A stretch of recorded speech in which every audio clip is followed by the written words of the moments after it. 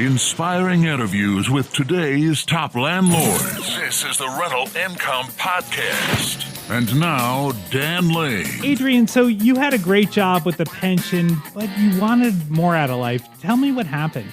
Yeah, so I essentially wanted more out of life. I wanted to live life on my terms and come and go as I pleased on a daily basis. If I wanted to work or if I wanted to invest or I just wanted to take off to the Caribbean for 2 weeks, I wanted that freedom. And I had a job with the police department. I was a police officer for 21 years. Long story short, I decided my plan was I'll free up the equity in my home through the means of a home equity line of credit and use that money to start buying rental properties to ultimately live life on my terms, because I knew and I felt and I knew through so many people that I had spoken to and the research that I did, real estate investing could give me that financial freedom, could give me that freedom living life on my terms. So that's basically in a nutshell. 21 years as a police officer, the light bulb went off pretty much towards the end of my career, and start building generational wealth and wealth by using that engine. But it all started with a home equity line of credit. We didn't have any money in the bank, but we did have equity in our home. Wow, what a great story. On the podcast today, Adrian is going to walk us through how he took that equity out of his house and used it to start buying rental properties, and then how those rental properties eventually gave him the financial freedom he was looking for. Joining us on the podcast today from Toronto is Adrian Pannozzo. We'll take a really quick break to thank our sponsors. We'll come right back and we'll talk to Adrian. It's a lot of work to find a really good rental property. And when you actually find that property, you want to make sure you're working with a lender that can get that loan closed. The lender that I recommend is Chaley Ridge from Ridge Lending Group. She's a nationwide lender, and her specialty is helping investors finance rental properties. She has a ton of loan programs, and she can find something customized to you for your situation.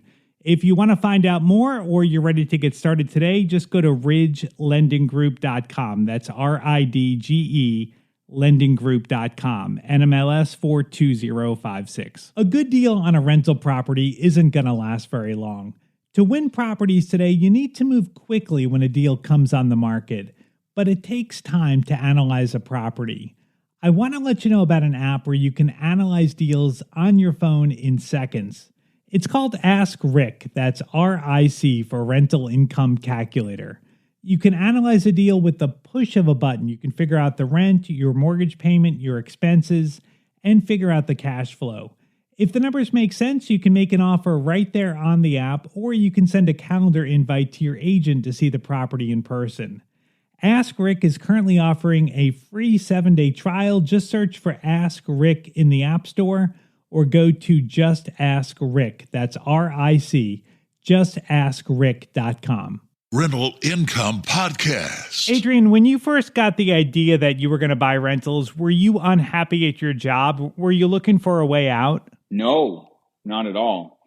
I loved being a police officer. I mean, granted, 21 years, towards the end of the career, I was getting tired. I didn't hate my job by any stretch. I was getting tired. I was tired of the shift work. I was tired of, the political aspect, and I was tired of court, and I was tired of night shifts. Yes, I was definitely getting tired, but I didn't look in the mirror and say, I hate going to work every day. Mm-hmm. Not at all. But again, that financial freedom and the freedom of living life on my terms and not being held to a schedule was the deciding factor for me to say, hey, okay, financially we're okay. We have this passive income coming in from the properties as well as our cash flow. Yes, I'm financially okay. Step one. Step two, I was ready to make the move and start having all of that freedom to make those decisions on a daily basis in my life. So let's talk some numbers. How much money were you making as a cop? So when I left, again, Canadian dollars, I was making about $130,000 a year. Okay. And obviously that job came with pension and benefits and, all that good stuff that, working for the government gives And you.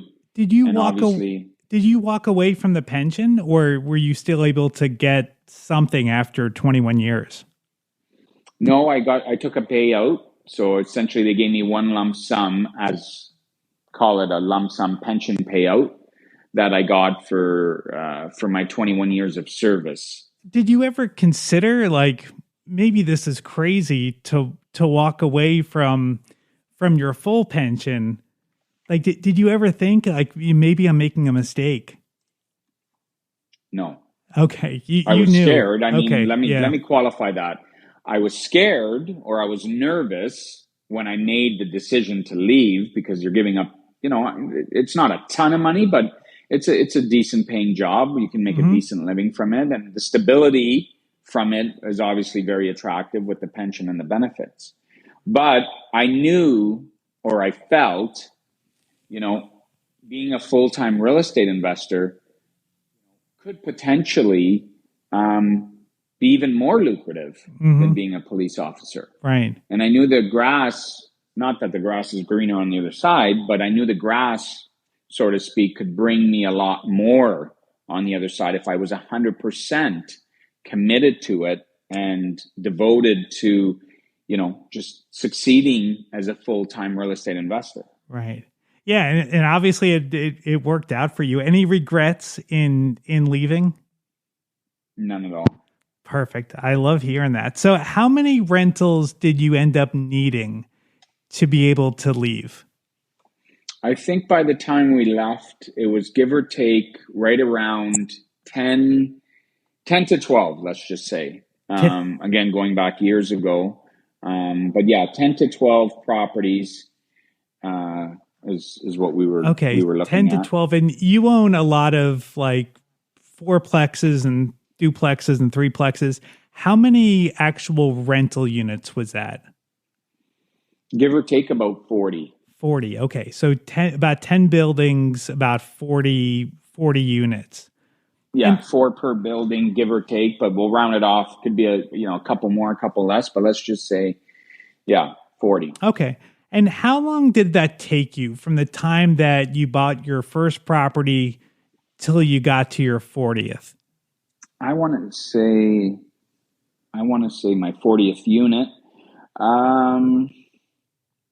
6 years. Okay. So you were buying, maybe like one or two properties a year and just letting things build up. Is that how it played out, that you were buying one or two a year? Or did you go through spurts where you would buy more properties and then maybe years when you didn't buy anything? Yeah, I would say when we started one a year, but then we got into joint venture partnerships, working with like-minded investors and utilizing the buy, renovate, refinance, and rent strategy. So based on that, we really accelerated our portfolio. The power of the BUR strategy and joint venture partnerships took us from 10 properties to over 65 properties we own now. But to answer your question, it took us just the better part of 5-6 years to Okay. reach that 40 units. Awesome. Well, that's great. I mean, I think to maybe some new investors, it can seem intimidating that, oh my gosh, how could I ever get to 40 units? But you did it in little baby steps, just adding properties. Buying one property a year isn't crazy. So I guess I feel like it can feel intimidating, but did it feel overwhelming to you buying a property a year? Not at all. Not at all. And remember, I held a full-time job, a family, the whole kit and caboodle, so to speak. And yet, I was still doing this while everything else going on in my life. And obviously, as years went by, we would buy more and more properties. a property a year, it wasn't intimidating at all. If I could give anybody any advice, even, to get off and push ahead and get that first one or that second one under your belt, I can't stress enough that surrounding yourself, even listening to podcasts like this, and surrounding yourself with a good team of professionals around you can definitely help that anxiety or those fears or those concerns that you have getting started. A really solid real estate agent that knows rental properties and knows numbers is huge, as opposed to working with an agent who, doesn't own any properties on his own, rental properties that is, so has no idea and just, will sell anything to anybody. That's a mistake. Mm-hmm. At the end of the day, in my opinion, that's a mistake to work with an agent like that. You got to look at it, you have to protect your investment from the start. So work with an agent that knows what they're doing, that specializes in rental properties, in my opinion. Yep. When you're starting out, your insurance broker, your lawyer, your mortgage agent, your property manager, potentially, your circle around you when you're getting started, is so, so, so important. It could really save you a lot of time. It could save you very, very costly mistakes, as you jump through the processes and the different properties and whatnot. I can't stress that enough. Yeah. Really surround yourself with a solid team of people. I agree. I mean, it's like people have been through this before. You take their wisdom and, people want to help you succeed. So I think that's really good advice. Well, let's talk about your first deal. Tell me about the first property you bought. Sure. So it was, again, this is going back about 10, 11 years ago now, but it was a multifamily triplex. So 3 self-contained apartments in the building. Back then, I believe I paid $312,000 that 11 years ago. It was a contractor's flip. So someone had renovated this top to bottom, and I came along as a new real estate investor and bought the flip. So it came vacant. All I really had to do was post my ads on Kijiji, for example, and find my new tenants. That was my responsibility. And I, obviously, having a police background, I'm good at, screening people and reading people and so on and so forth. But nevertheless, so there was 3 self-contained units in there. And I still have this property today. It's literally more than doubled in value.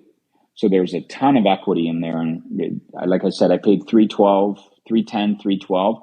It's probably worth easily $750,000 today. Still have it. Still have great tenants. Obviously not the original tenants, but we have great tenants who pay awesome rents. How much were the rents back then when you bought it? Total rents back then, I want to say, came to gross around $3,200. Okay. Let's walk through some of your expenses on this property. So for your mortgage, how much was your mortgage payment? So mortgage around that time was about $1,775. Okay.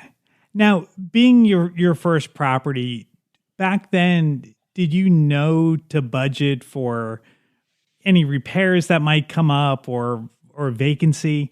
Did you realize that was important back then, or did you just kind of figure things out? I figured things out. Yeah. Okay. I really didn't have a solid plan in place with respect to, allotting for vacancy and maintenance and all this kind of stuff. I wasn't overly concerned about it because, again, this was a brand new renovated triplex. Right. So you probably didn't have much pretty coming much up. Everything new in there. So I really wasn't overly concerned, but no, I didn't have a plan in place for that. How about today? Like, do you budget a certain percentage of your rent for repairs and expenses?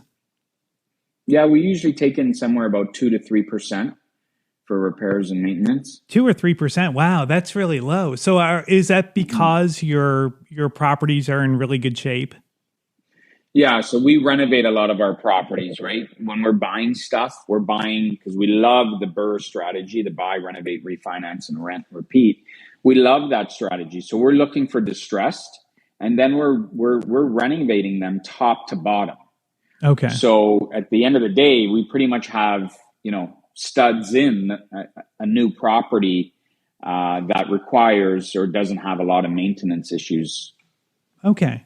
Now, let's talk about today. So you mentioned you bought that first property 10 years ago. Rents go up over time.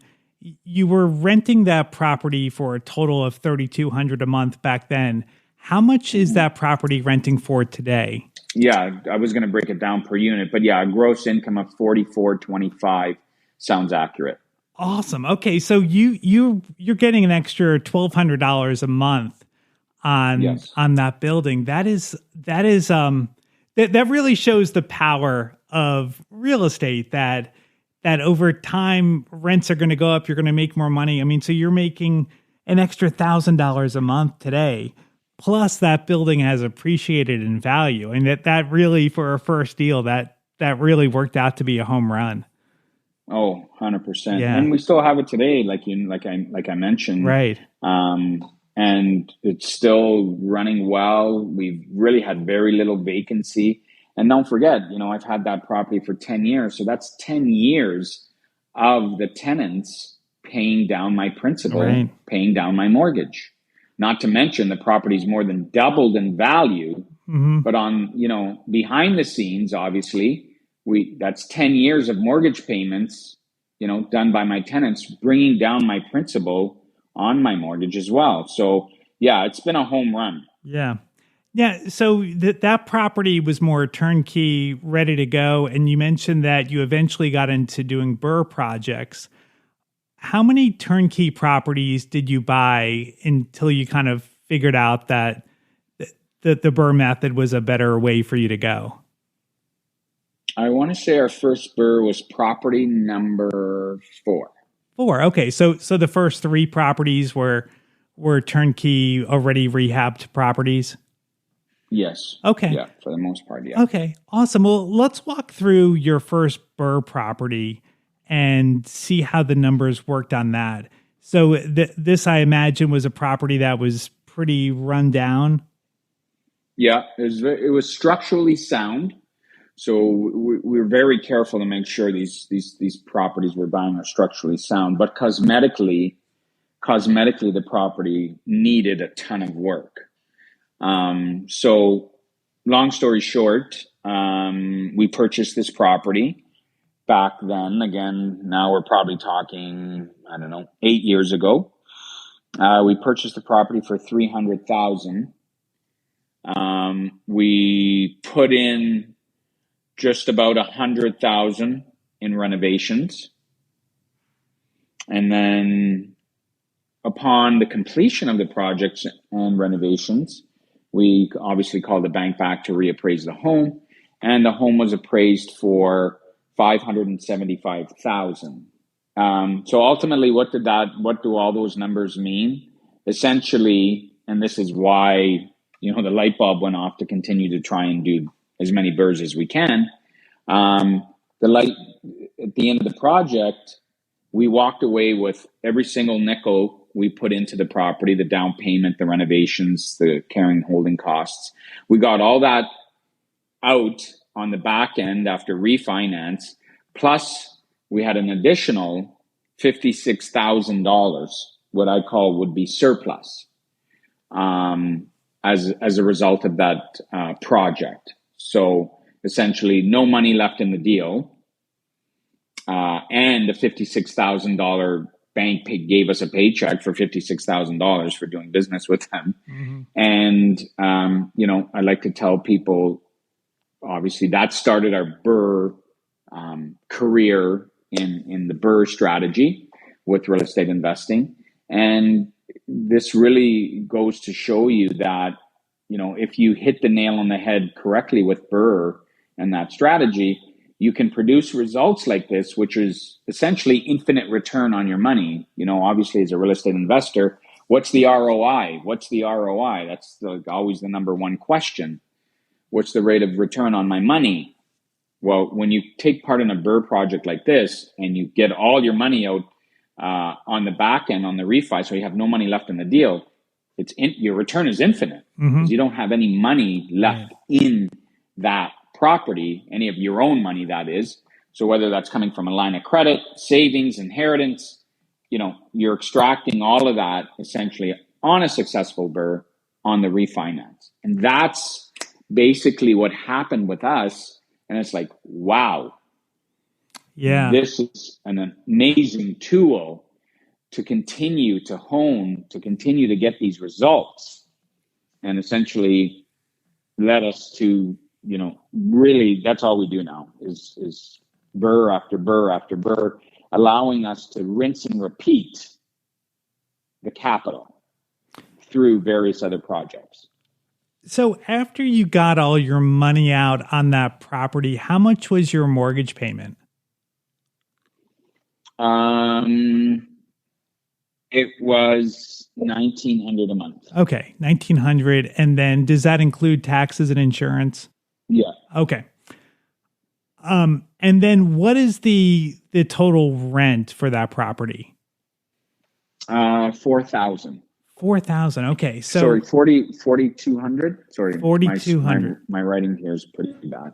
4,200. 4,200. Okay, wow. So yeah, that's great cash flow on that Amazing. Property. Yeah.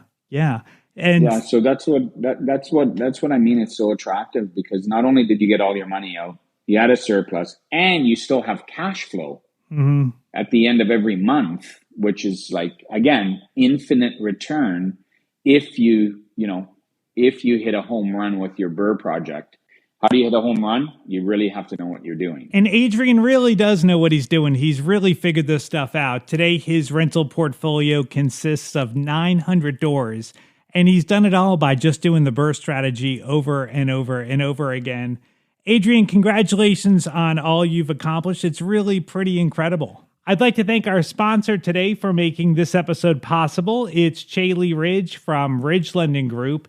Chaley is a nationwide lender, and her specialty is helping investors finance rental properties.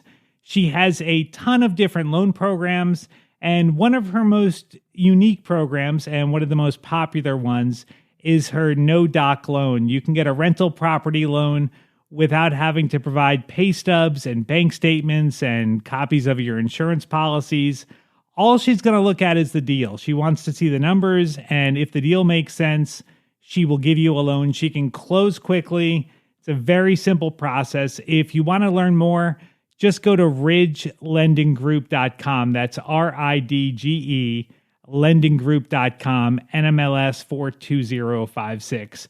I probably should point out that no-doc loan, the rates are going to be a little bit higher than a traditional loan, but it's still a really good deal. And she still has traditional regular loans if you want to go that route too. But reach out to Chaley at ridgelendinggroup.com. Thank you so much for checking out the podcast today. We've got new interviews every single Tuesday. Make sure you follow the show and you'll get notified as soon as the next episode comes out. My name is Dan Lane, and this has been the Rental Income Podcast.